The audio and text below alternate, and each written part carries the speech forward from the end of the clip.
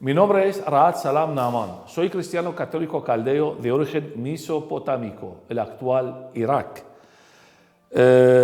Vamos a hablar de la mujer en el Islam.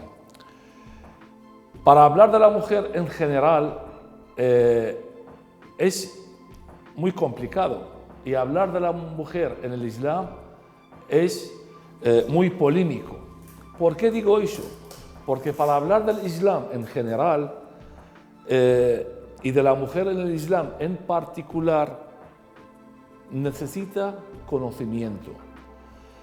Hay que leer mucho, hay que investigar mucho, hay que estudiar muchísimo.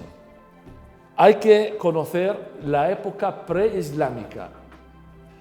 Hay que conocer también el comienzo del Islam, cómo empezó el Islam, por qué vino Muhammad, el profeta del Islam, a la península arábica y cuál era su objetivo. Hay que conocer su vida, la vida de Muhammad. También es muy importante conocer los movimientos de reforma en el Islam después de la muerte de Muhammad. En el año 632 el Islam empezó. Muhammad nació el año 571 en la península arábica, en la Meca, y el Islam empezó en el año 610 y Muhammad murió en el año 632. Por eso es muy importante también conocer los movimientos de reforma, la división del Islam entre las ramas principales del Islam, chiíes y sunís, y cuál es la diferencia entre ellos. Y no solamente eso, muchísima gente habla de sunís y chiíes.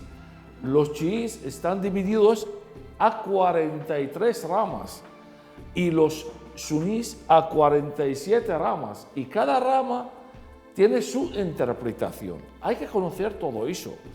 Hay que conocer, y lo más importante, estudiar profundamente las fuentes de la ley islámica. De eso vamos a hablar sobre el tema de la mujer, según las fuentes de la ley islámica. Pero ¿cuáles son las fuentes de la ley islámica? Principalmente, la principal fuente de la ley islámica es el Corán. El Corán es el libro sagrado del Islam y de los musulmanes. El Corán contiene 114 suras o libros, capítulos, con 6.236 versículos. Todos estos versículos, según la traducción musulmana, son palabras de Allah. Todos los musulmanes tienen el deber y la obligación de aplicar y creer. Primero creer y segundo, aplicar todas las palabras del Corán. La segunda fuente, y no menos importante en el Islam, es la Sunna. La Sunna son los dichos, hechos y actos del Islam, de Muhammad.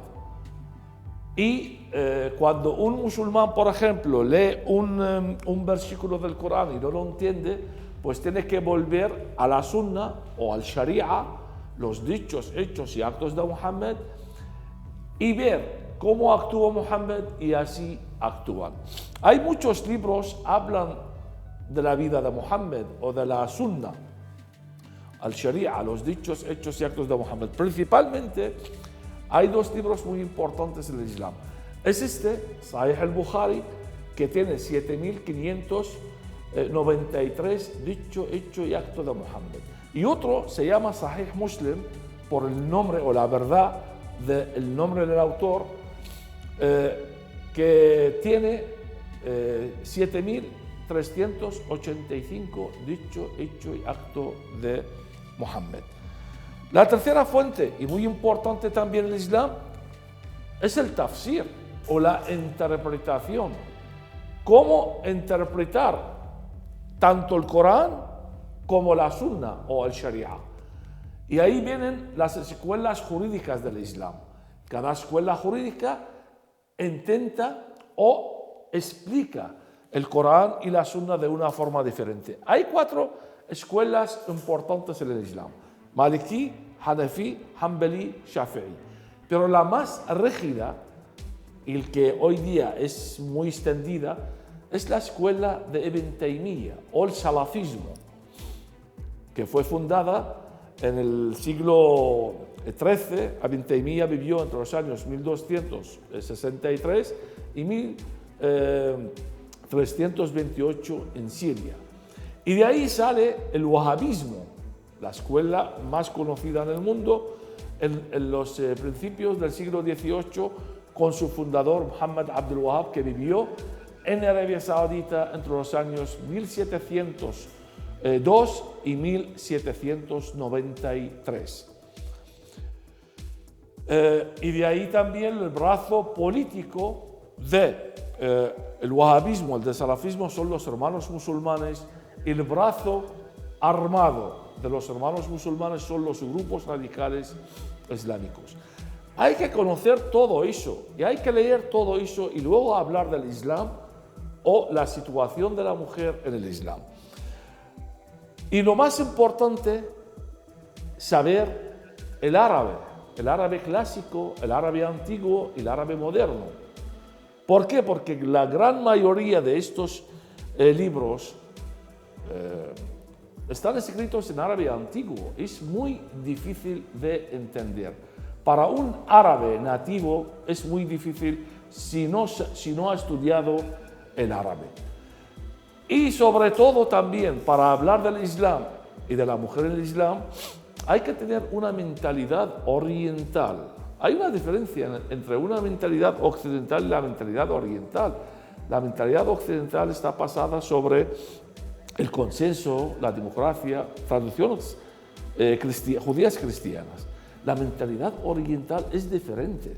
Ahí no conocen lo que es la democracia y lo que es la libertad. Es imponer la ley islámica ahí. Afortunadamente, además de mis estudios superiores de filología árabe y estudios árabes islámicos, la cultura árabe islámica es parte de mi cultura, porque yo he nacido, he criado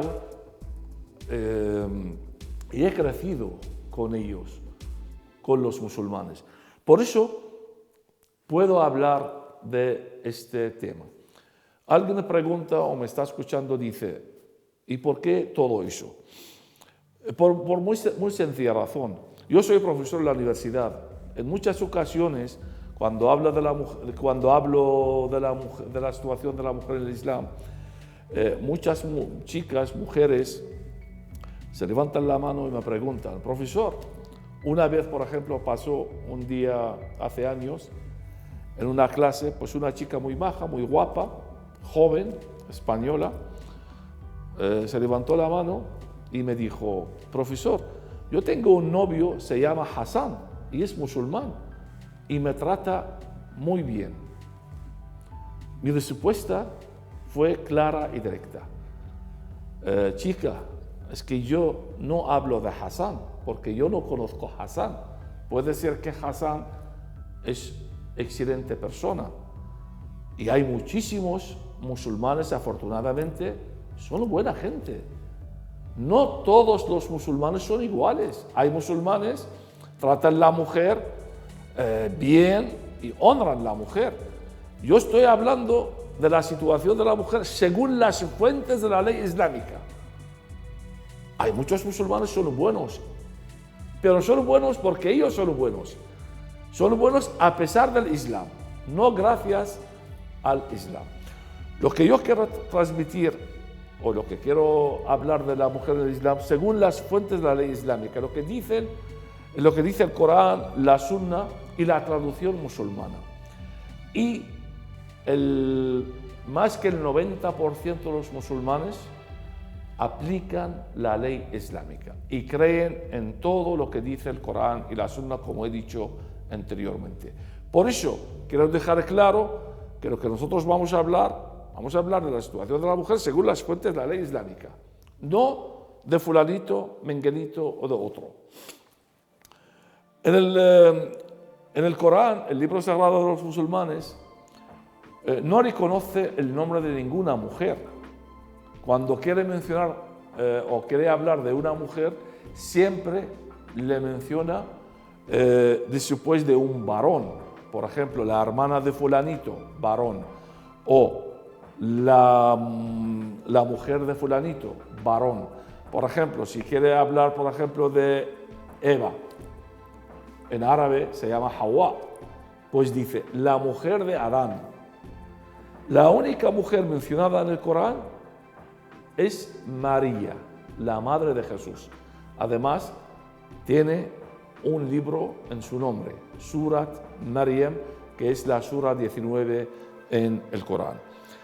Hay un episodio muy conocido en la Sunna, en los dichos y hechos y actos de Muhammad, el profeta del Islam, el dicho número 511 hasta el 514.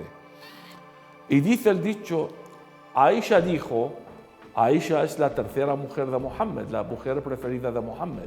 Más adelante vamos a hablar de ello. Dijo Aisha que ha oído Muhammad diciendo, en 3 asuntos la oración de una persona está anulada. Cuando le toca un perro, un burro o una mujer. Le preguntó a Aisha, ¿por qué? Y dijo Muhammad, porque la mujer es impura. Sabéis que cuando un musulmán o una musulmana quiere rezar, los musulmanes rezan 5 veces al día.